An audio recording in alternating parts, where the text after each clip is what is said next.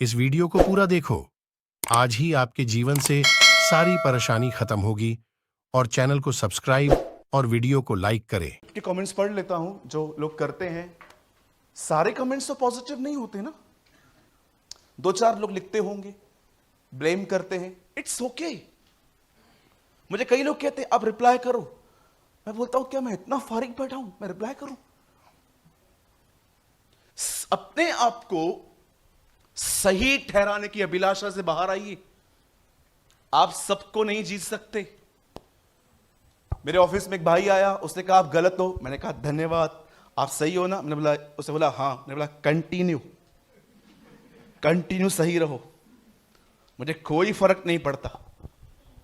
आप एक बात याद रखो, न्याय के दिन वो और आप नहीं, खुदा और आप हैं।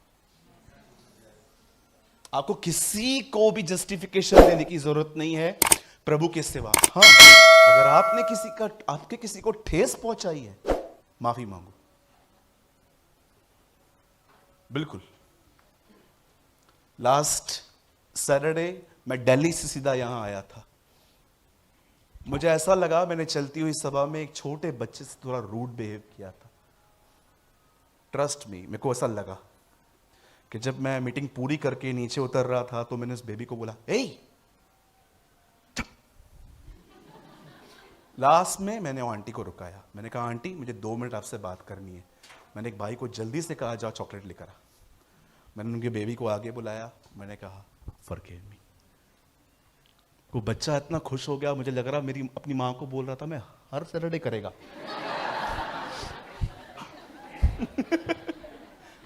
तो उसकी मम्मी ने मुझसे पूछा, बोला भैया आप क्यों चॉकलेट दे रहे हो? मैंने कहा मुझे लग रहा है मैंने इसको ठेस पहुंचाई। उसे बोला नहीं भैया वो मस्ती कर रहा था। मैंने कहा कुछ भी करे, मुझे अपना टाइम नहीं खोना है, वो बेबी है।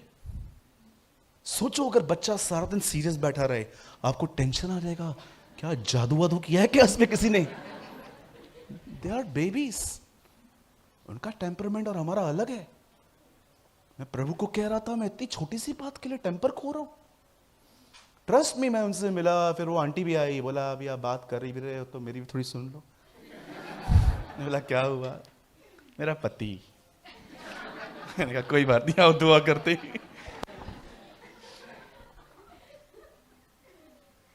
कितने लोग मेरी बात समझ रहे हैं? मैं क्यों ये बातें कह रहा हूं? क्योंकि देखो आज मैं जो बात करना चाहता हूं वो एक युद्ध पर है, एक वॉर पर है। देखो ये लड़ाई कितनी ऑसम लड़ाई थी, कितनी अमेजिंग लड़ाई थी, और परमेश्वर देखो कैसे आया। आइए सब मेरे साथ खोलिए 1 शमूएल चैप्टर 17। और भाई आकाश कहाँ है? हाँ भैया आप पढ़ेंगे सिर्फ, और आप जोर से पढ़ेंगे ताकि पूरे हॉल में सुनाई दे। 46 खड़े होके पढ़िए। 1 शमूएल चैप्टर 17। 1 मिनट, सबने खोला? ओके, 1 शमूएल बाइबल में ही है। हाँ, 1 शमूएल 17वां अध्याय भैया, उसका 46वां वचन।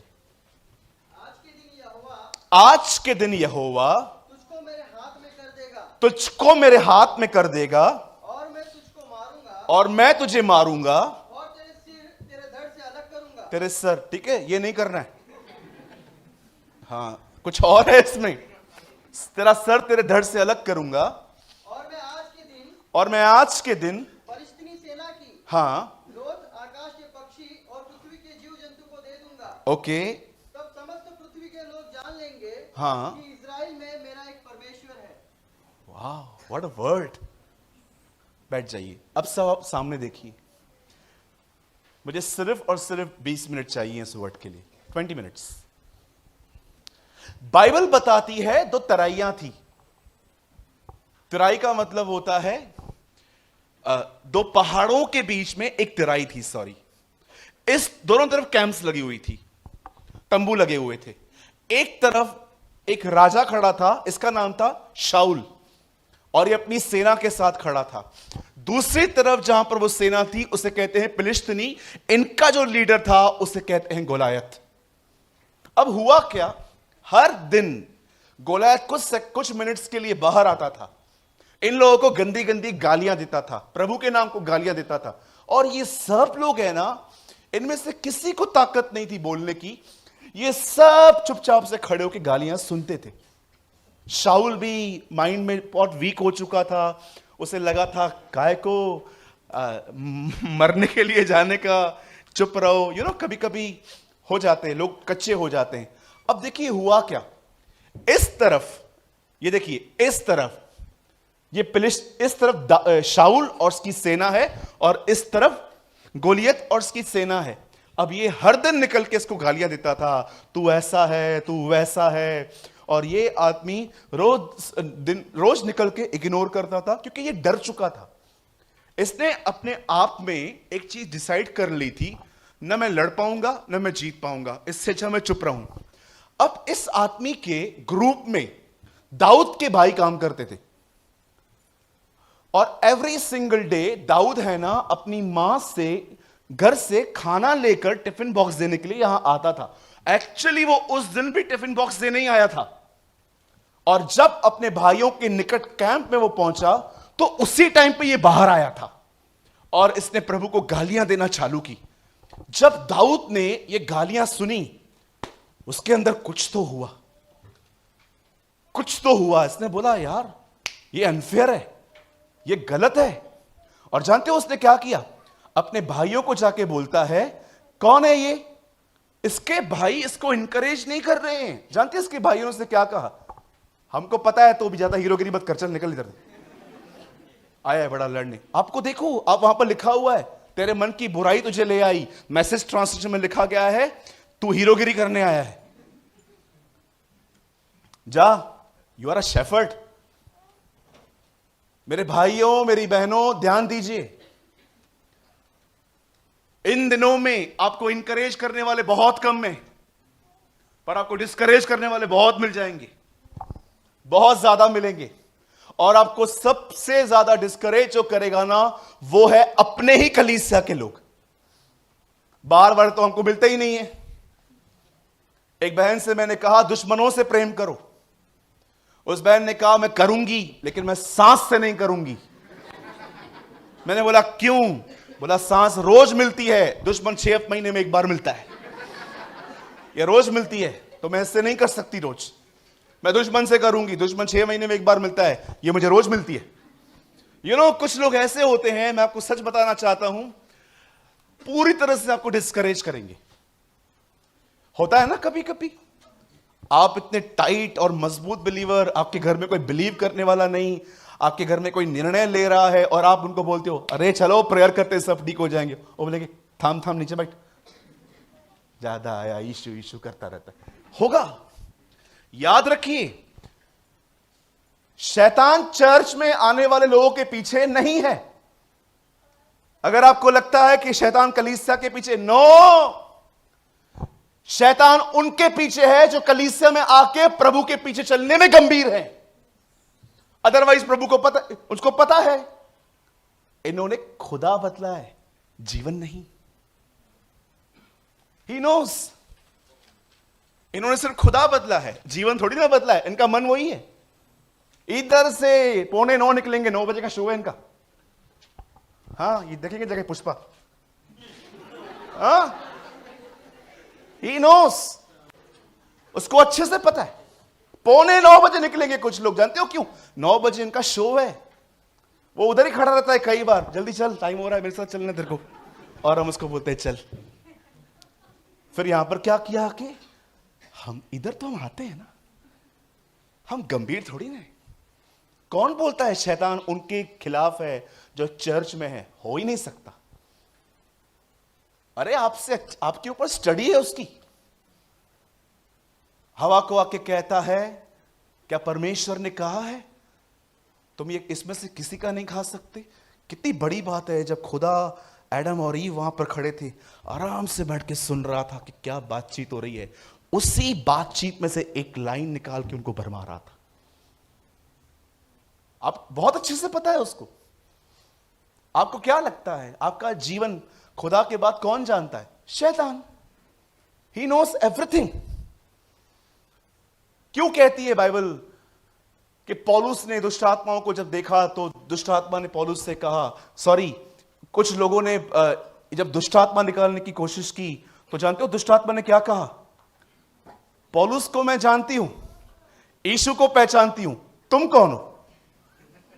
आपको पता है ना, कुछ लोग जादू टोना करते थे, उन्होंने उस दुष्ट आत्मा को ऐसे आज्ञा दी, जिस यीशु का पौलुस प्रचार करता है हम उसके नाम से तुझे कहते हैं, निकल। दुष्ट आत्मा ने बोला, यीशु को मैं जानती हूं, पौलुस को भी पहचानती हूं, तू कौन है, इधर आ। और लिखा है दुष्ट आत्मा उन पर ऐसे लपकी, कपड़े उतार के भागे। अब क्या बोला उसने? I know Paul. वो आपके जीवन को जानता है। कई बार आप स्मोकिंग करके कलीसिया के अंदर संतों का व्यवहार करते हो ना, दुष्ट आत्मा से हंसती है, एक्टर देख, उधर 555 पी के आया है और इधर देख देख देख देख स्पीकर उठा रहा है।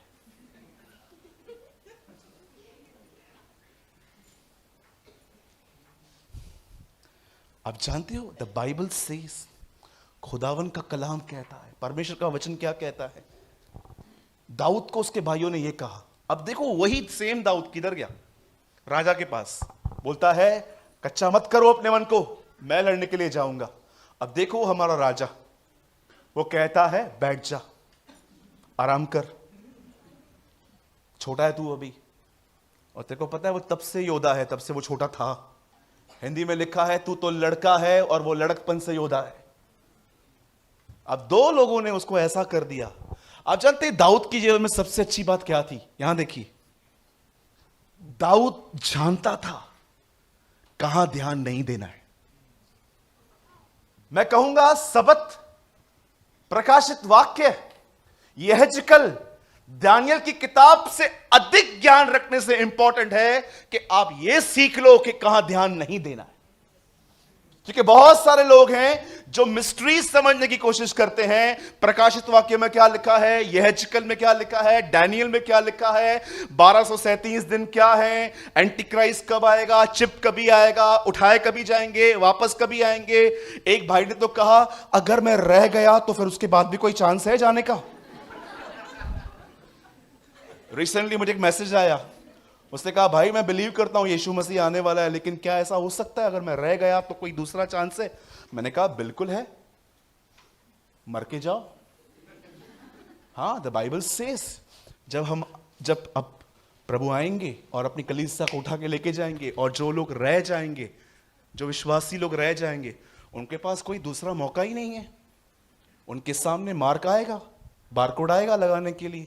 जिसने बारकोड लगा दिया, द बाइबल सेज उनके लिए हेवन में जगह नहीं है, और जिन्होंने नहीं लगवाया वो उसके हाथ से मरेंगे। ये तो मिस्ट्री है ना, बिलीग्राम की प्रोफेसी है ये, उनके किताब में लिखा है। नरक पृथ्वी पे उतरेगा, वो कहते हैं। वो ऐसे दिन होंगे, यीशु ने कहा, जब धर्मशास्त्र की लिखी हुई सारी बातें पूरी हो जाएंगी। अगर वे दिन घटाए न जाते तो एक भी विश्वासी न बचता, वचन कहता है। आप जानते भी हैं संसार में क्या प्रकट होने वाला है। ओ मैं दुआ करता हूं मुझे दिन रात परेशान करने की योजनाएं बनाने वाले भी उन दिन में न रहे, सब जाएं। लेकिन यस, बाइबल साफ कहती है 5 रह गई। आप में से कितने लोगों ने ब्रदर ये मिस्ट्री देखी है? लिखा है जो तैयार थी वो गई, जो तैयार होने की कोशिश कर रही थी वो रह गई। Have you noticed? अब ये बोलना भी बंद कर दो तैयार होना है, बोलो तैयार। अब नहीं समझे मेरी बात। अब ये बोलना भी बंद कर दो कि तैयार होना है। प्रभु को बोलो मैं तैयार हूं, आई एम रेडी लॉर्ड। क्योंकि बाइबल बताती है जब दूल्हा आया, जो तैयार थी वो गई, और जो तैयार होने की कोशिश कर रही थी वो रह गई। प्रभु ने कहा अब ये बोलना भी बंद करो, तैयारी करो, तैयारी करो, तैयार हो जाओ। गया वो भी टाइम। अभी कल रात को मैं मैथ्यू 25 पढ़ रहा था, मैंने एक बात देखी, वहां पर लिखा था जो तैयार थी वो ने ले गया, और लिखा है जिनको पता चला वो आया है, और जब वो अपने आप को तैयार कर रही थी, हे मेरे को ऑयल दो, प्रभु ने कहा अब मेरा आना और इतना करीब आ गया है कि अब ये बोलना भी बंद कर दो कि तैयारी करनी है, हो जाओ। ब्रदर कैसे? हाउ? कन्फेस योर सिंस, अपने गुनाहों को मान लो और मन फिराओ। प्रभु बहुत अय्याशी की, प्रभु बहुत शारीरिक अभिलाषाएं पूरी की। आज 2020 the end, 22 खत्म। इसे कहते हैं वो तैयार हो चुके। ब्रदर मैं तैयारी करूंगा, तो फिर तू उन पांचों में आएगा जो रह गए। कितनी अमेजिंग बात है ना। दूल्हा आ गया, जिन्होंने कहा, जो तैयार हो रही थी उनको भी छोड़ के गया। जो तैयार थी, तुम रेडी हो ना, चलो। किधर हैं हम लोग? बाइबल बताती है जब दाऊद ने उसे कहा मैं जाऊंगा, शाऊल जानते हो क्या बोलता है? नो, तू नहीं लड़ पाएगा। बोलता है नो, मैं जाऊंगा। अब सुनिए, एक छोटा लड़का, 17-18 साल का लड़का, बाइबल बताती है गाल भी लाल थे उसके। 14 का तो ये है, खाली इससे 4 साल बड़ा। एक जगह पे क्या लिखा है? उसके गालों पे लाली झलकती थी। लाली का मतलब समझते हैं? इतना यंग लड़का था। ऐसा लिखा है दाऊद के बारे में, उसके गाल भी लाल थे। अब ये बंदा, इसको कोई टैलेंट नहीं है मारने का। इसने क्या किया? पत्थर लिए, गोफन घुमाया। यहां देखिए, हमें से बहुत सारे मसीह लोगों को लगता है सिर्फ हमें प्रेयर ही करनी है, सिर्फ हमें वचन ही पढ़ना है, सिर्फ हमें उपवास ही करना है। मैं आपसे एक बात पूछूं, बुरा नहीं मानेंगे? आप जिस कमरे में सोते हैं वो कमरा सफाई करते हैं अच्छे से? No, it is not important, prayer is important. मैं एक दिन एक घर में गया, बहुत ही स्पिरिचुअल व्यक्ति के पास। तो मैं जैसे बैठा ना वहां पर, ही लिव्स इन दादर। मेरे साथ एक ब्रदर भी थे, वो भी इधर ही है, मैंने उनको भी नहीं बताया। जैसे मैं बैठा ना, तो मेरे को ऐसा लगा कि कुछ पीछे कुछ चिपका है। तो मैं ऐसे बार बार, मैं अभी क्या बोलूं किसी को। मैं वहां पर था, हम 15 मिनट रुके, और मैं जब उठा, च्युइंगम चिपका हुआ था। तो मैंने उस भाई को बोला, मैंने कहा च्युइंगम खा के घर पे लगाता है क्या तू? बोला नहीं। तो मैंने बोला ये देख। ओह आई एम सो सॉरी। मैंने उसका कमरा देखा, कोई भी चीज जगह पे नहीं थी। कुछ लोगों को लगता है दैट इज नॉट इंपॉर्टेंट। आप में से कितने लोग ये बात जानते हैं? परमेश्वर कभी कभी आपकी ये मानवीय बातों को भी इस्तेमाल करते हैं। दाऊद हर दिन गोफन जानते हैं क्यों करता था? कोई भी सामने आता था ना बेड़ के, या वो ऐसे करता ही होगा, वो भाग जाते होंगे। और आप देखो, परमेश्वर ने इसकी इस नेचुरल चीज को लड़ाई में यूज किया। परमेश्वर ने उसकी वो मानवीय सिंपल थिंग को परमेश्वर ने इस्तेमाल किया।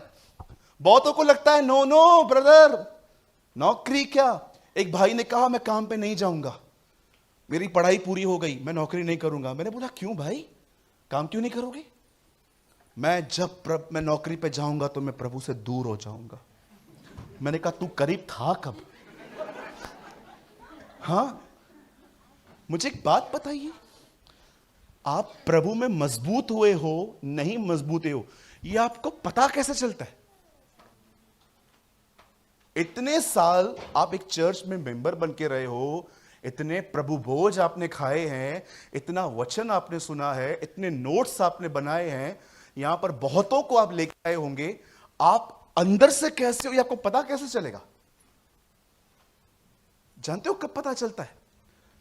यहां देखिए, पहले के 40 साल मूसा कहां था?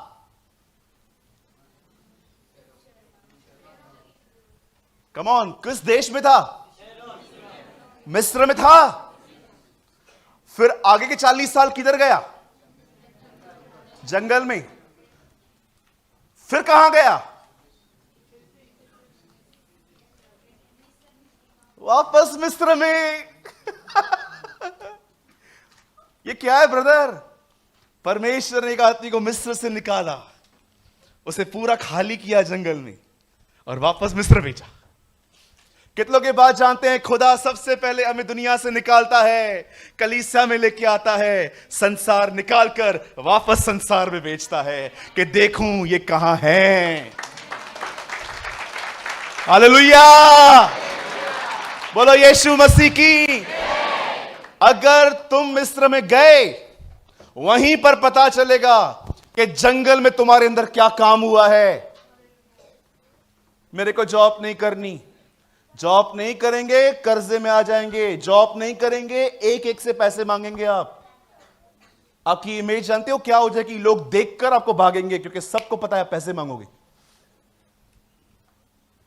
मेरे सामने कोई बूढ़ा व्यक्ति आता है ना, मैं चर्च के लोगों से कहता हूं हेल्प हिम, इनकी मदद करो। देखो इनके घर में क्या नहीं है, खाने के लिए नहीं है, मेडिसिन नहीं है, इनकी लड़की है जिसकी शादी नहीं कर पा रहे हैं, जितना हो सके करो।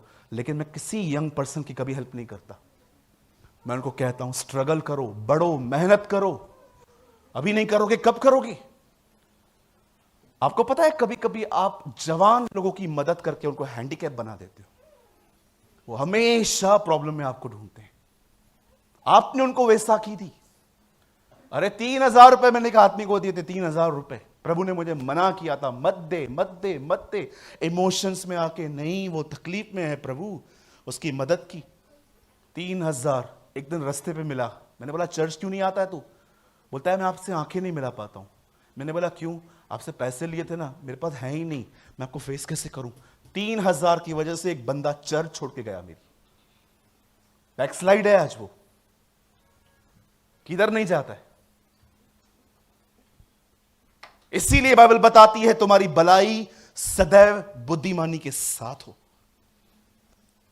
हर एक को इमोशंस में हेल्प मत करो। पूछो खुदा से, तू चाहता है? यीशु ने सबको चंगा किया, गलत है ये भी, नहीं किया उसने सबको चंगा। बतस्दा की पूल पे कितने लोग बैठे हुए थे? ढेर सारे। कितनों को चंगा किया? एक को। दूसरों को क्यों नहीं किया? खुदा ने नहीं कहा एक को ठीक कर निकल। यीशु हमारी तरह भावनाओं में बहने वाला व्यक्ति नहीं था। ही लीड बाय द स्पिरिट। वो आत्मा में चलने वाला व्यक्ति था। जैसे दाऊद वहां पर खड़ा हुआ, उसे 5 चिकने पत्थर मारे और बाइबल बताती है गोलियत को कहता है अरे तेरे पास कितने हथियार हैं? पत्ते को पता है मेरे पास कौन सा हथियार है? मेरे पास एक ही हथियार है और वो है प्रभु का नाम। ये दाऊद का हथियार था। तू तो बाला और सांग लिए हुए मेरे पास आता है, परंतु मैं अपने प्रभु के नाम से आता हूं। आप में से कितने लोग ये बात जानते हैं? शैतान के सामने आपके पास एक बहुत बड़ा हथियार है। खड़े हो जाओ बोल्डली और उससे कहो यीशु के नाम से। आपको पता है ये वो नाम है जो उसको सब्जेक्शन में लेके आता है। आप खड़े रहो किसी के सामने, किसी दुष्ट आत्मा के सामने खड़े रहो और उसको ऐसे आप बोलो इन जीसस नेम, यीशु के नाम से। यहां पर जितनी भी दुष्ट आत्मा है उनको बोलो निकलो यहां से। आप देखो एक कपकपी शुरू हो जाएगी उनके अंदर। आपको पता है जब ये नाम उनके ऊपर आता है ना, उनको सब्जेक्शन में आना पड़ता है। इसलिए उसने कहा जाओ मेरे नाम से, तेल पानी से नहीं, मेरे नाम से। आजकल दुष्ट आत्मा का इंटरव्यू लिया जाता है। दुष्ट आत्मा आएगी, उससे पूछेंगे किधर से आई है? हाँ, वसई के विरार।